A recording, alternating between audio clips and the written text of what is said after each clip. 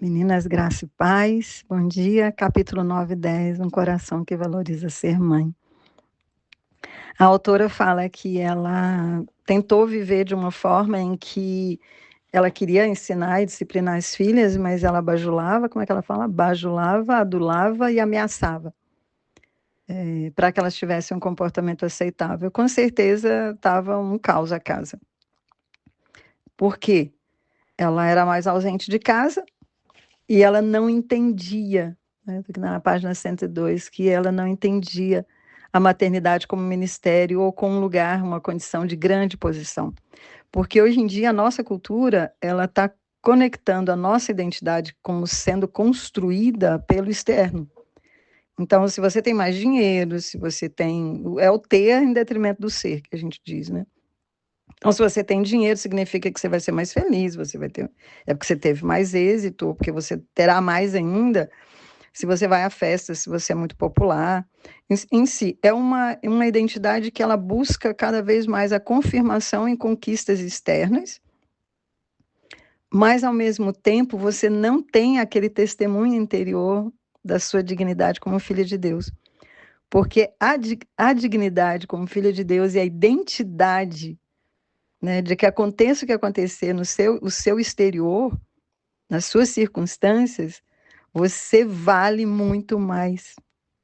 Você vale aquilo que Jesus pagou pela tua vida. Então, é interessante que quando ela começou a entender sobre os privilégios de ser mãe, sobre o ministério que ela tinha à frente, ela caminha em direção a uma nova identidade. E aí, eu eu me ative aqui as coisas que ela diz sobre você ter uma paixão por ensinar a palavra de Deus, paixão por ensinar a sabedoria de Deus, e aí ela depois vai trazendo como, né, como você faz isso, ela dá várias ideias que a gente pode usar, mas o que me toca é que ela fez uma decisão muito consciente de que tipo de mãe que ela seria, né? Ela fala que ela seria uma mãe atenta, vigilante, preparada para ensinar. E uma coisa que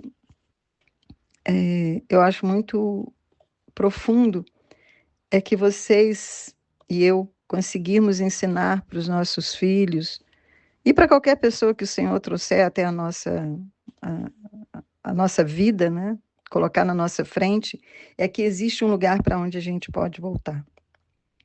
E esse lugar é um lugar de sustento, é um lugar de amor, é um lugar de paz, é um lugar sem medo, né? Como a palavra diz, né? Que a gente tem mais de 360 vezes que fala, né? Não tenha medo.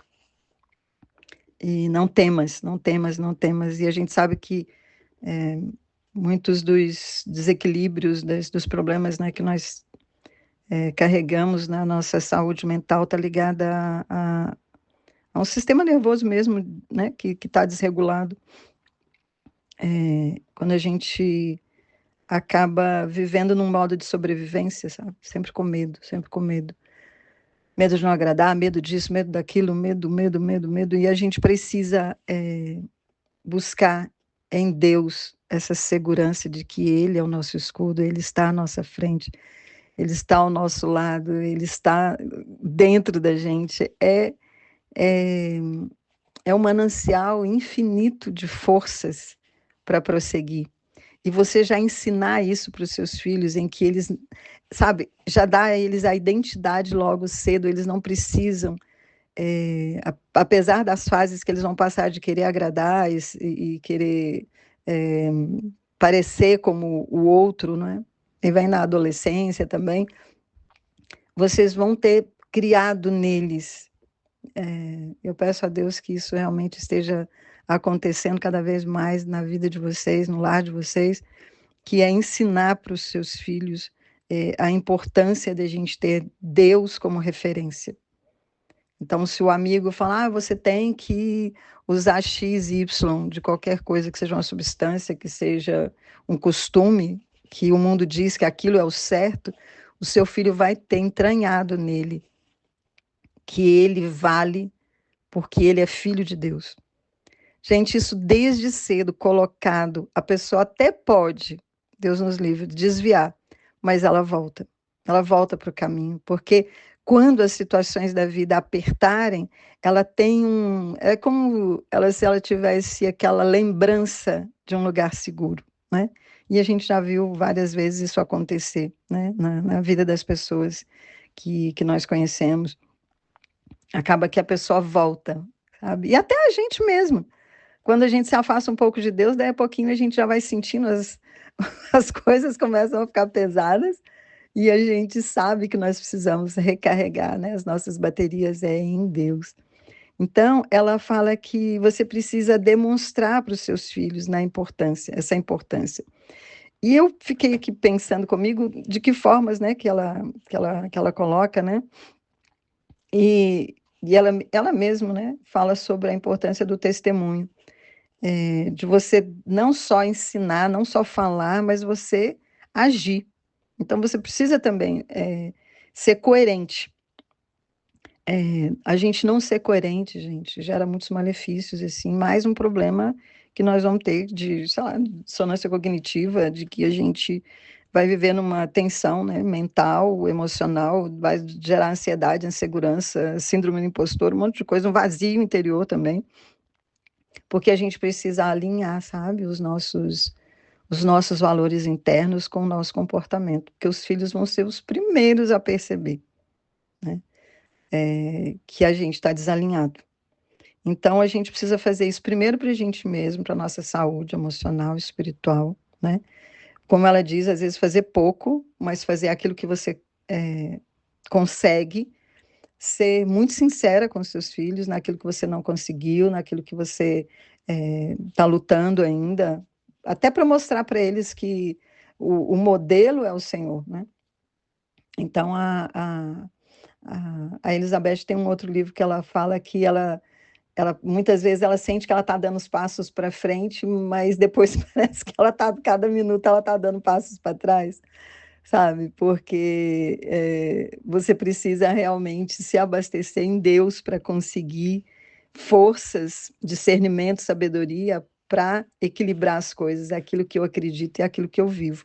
E, enfim, gente, muitas vezes a gente vai ter que falar para os filhos, realmente eu tenho dificuldade nisso, mas estou trabalhando nisso. Hoje a mamãe ficou mais nervosa, hoje, até com o marido, hoje eu extrapolei X.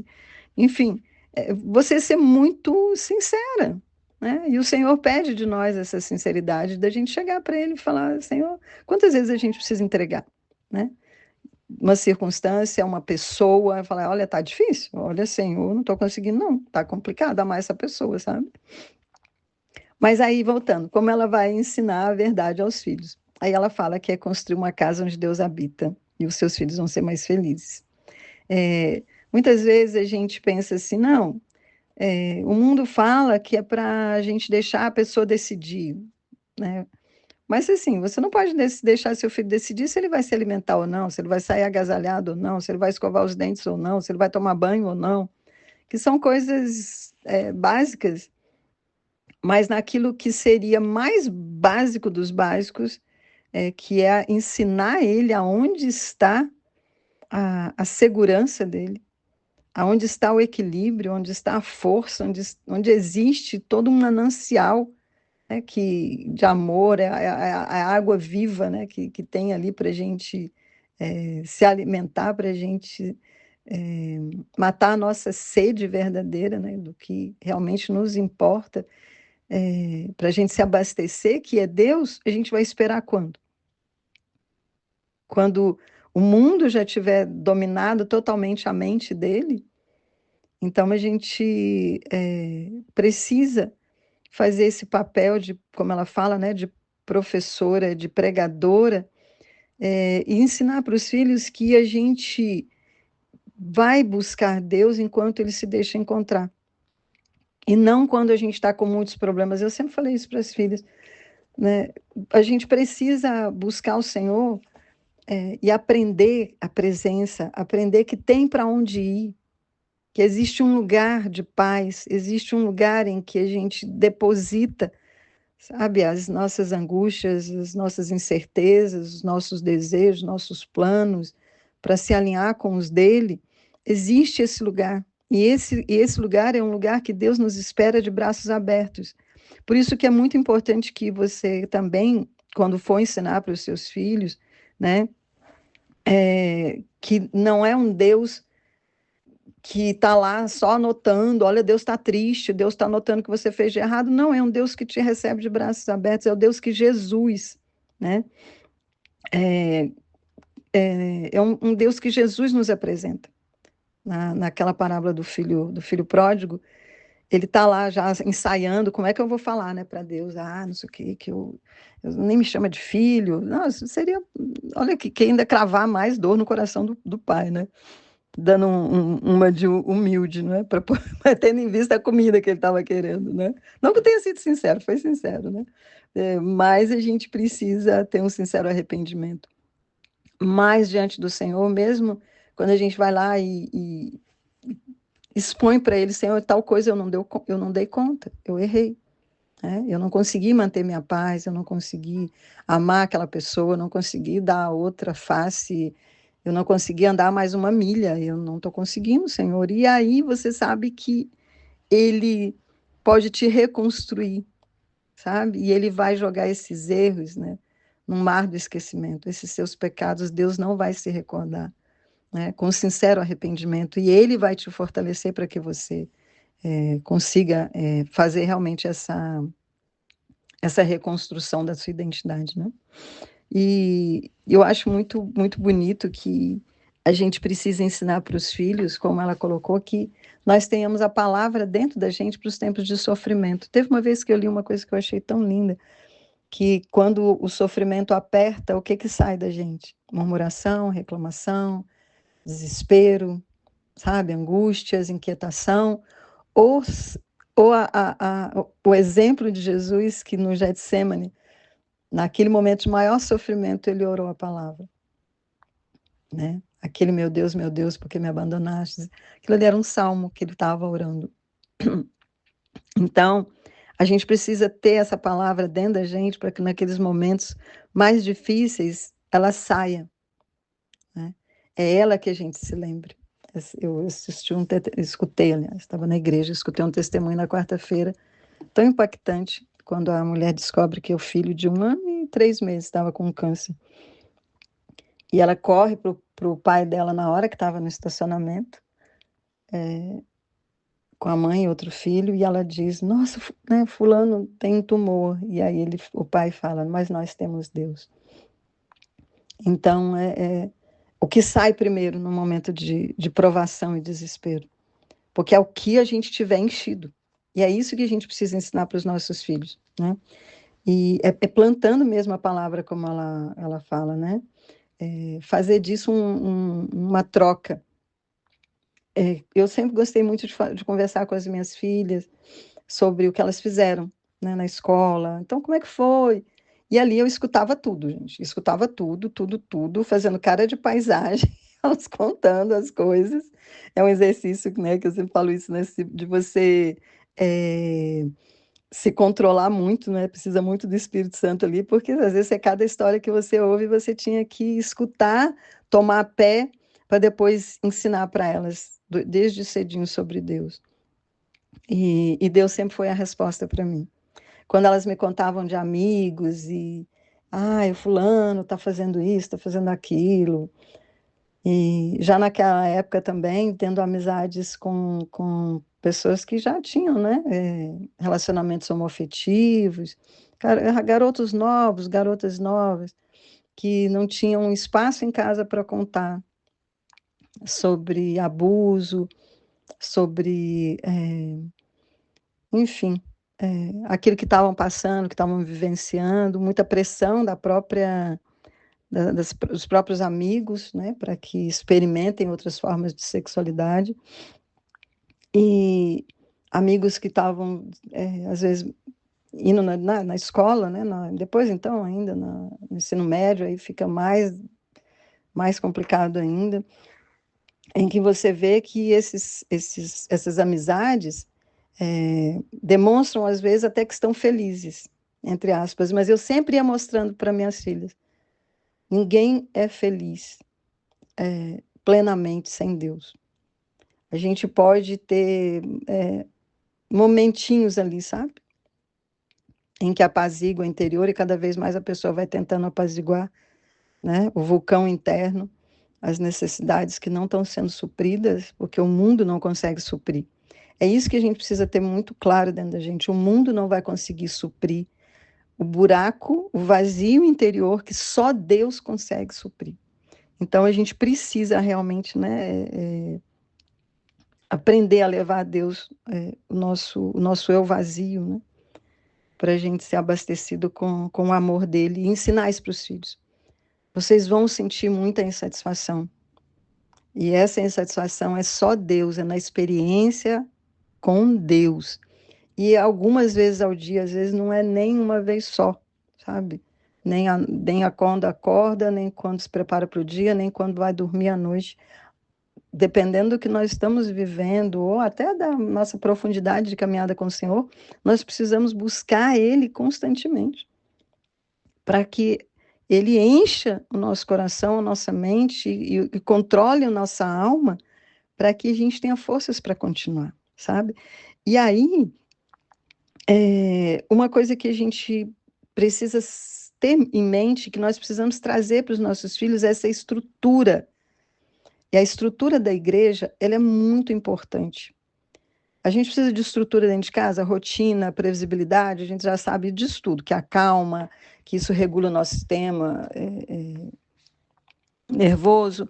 Então, a estrutura que você tem ali, de no domingo você faz aquilo, né? Ou para quem é de outra denominação, enfim, de outra igreja, que vai aos sábados, não vou entrar nesse mérito. Mas o importante é que você vai à casa de Deus, que você vai à missa, que você vai ao culto, que você vai lá, a pregação, enfim, a ministração, mas você faz isso com uma estrutura, e a igreja tem uma estrutura. E hoje o mundo está tão perdido por justa falta de estrutura.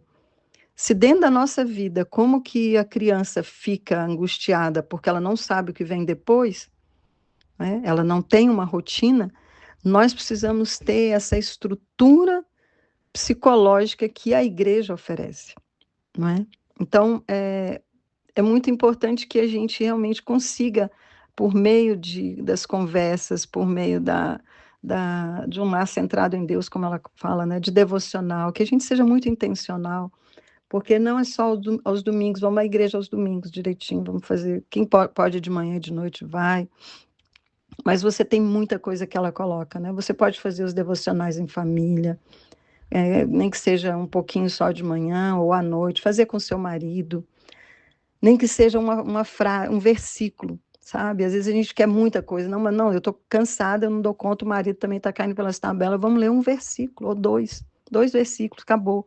E vamos orar, e a gente sabe que Deus é tão perfeito, que o versículo que vocês vão ter para ler aquele dia é o versículo que vocês estão precisando ouvir naquele momento. Então, vocês podem fazer as partilhas, saindo para ir para a escola, levando os filhos para a escola, à mesa, ensine as crianças a orar uns pelos outros, orar por vocês orando pelos filhos, né? Por marido, peça ao seu marido. Mas ele nem é tão convertido assim. Não, coloca a mão aqui na minha cabeça, que eu quero ouvir de Deus aqui, porque eu estou precisando de uma imposição de mãos e vai ser tu mesmo. Ore por mim, me abençoa seu marido quando ele estiver saindo, isso os filhos estão observando. Né? Agradeça, fala, vai com Deus, que Deus te abençoe, que Deus te guie, que Deus te guarde, que te leve, que te traga em segurança. Eles vão vendo, os teus filhos vão vendo aonde está a sua base, aonde você está firmado e qual rocha que você está firmado.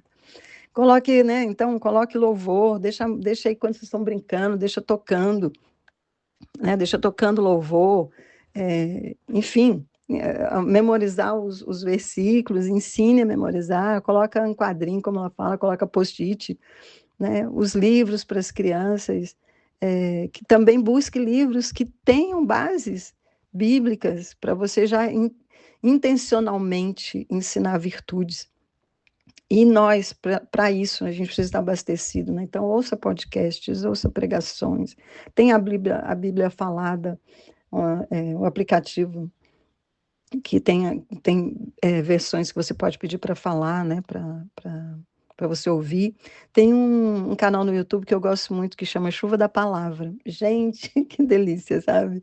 Pois vocês procurem, é muito gostoso, porque ele vai falando, ele tem uma voz gostosa, e as versões da Bíblia que ele usa são lindíssimas, e fica aquela chuvinha gostosa, sabe? Enfim, jejum.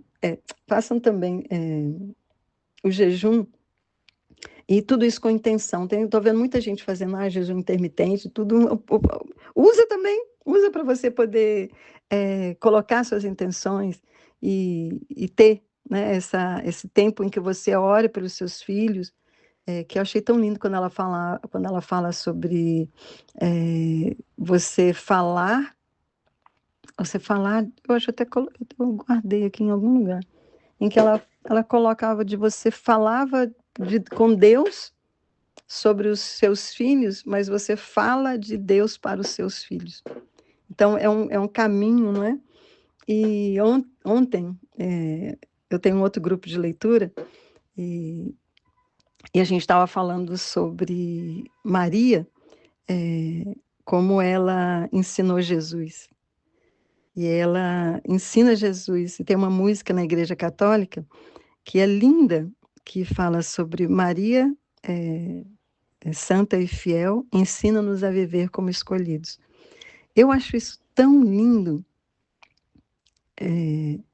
que nós, como mães, possamos ser essa marca tão profunda na vida dos nossos filhos, de que a identidade deles estará sendo tão firmada em Deus, que eles vão fazer a diferença nesse mundo. Porque o Senhor nos pediu para ser sal da terra, né? Ele nos pediu para ser luz no mundo. Então, ele nos chamou, ele nos convocou para isso. E é óbvio que é ele também que nos fortalece, né? Em Deus está o fazer. É ele que nos move para realizar as coisas. Então, vamos pensar esses dias, né? Que nós vamos precisar de ter muita criatividade, né? Para ensinar sem trazer peso para os filhos, mas sabendo que a gente precisa plantar no coração dos nossos filhos as verdades eternas. E me lembra, né, que Jesus fala, né, que só ele é a verdade, né? Ele é o caminho, ele é a vida. E lembrei também aqui do apóstolo falando, né, para onde que nós vamos? Só tu tens palavras de vida eterna. Então, que vocês consigam plantar no coração dos filhos de vocês, ou do marido, ou dos amigos, ou da família, né, boas sementes da palavra. Fiquem com Deus, um ótimo final de semana, e vamos construir a nossa casa, né, e que o Senhor habite. Uma casa onde Deus habita, isso é muito lindo, e onde a gente vai ser mais feliz. Beijo, fiquem com Deus.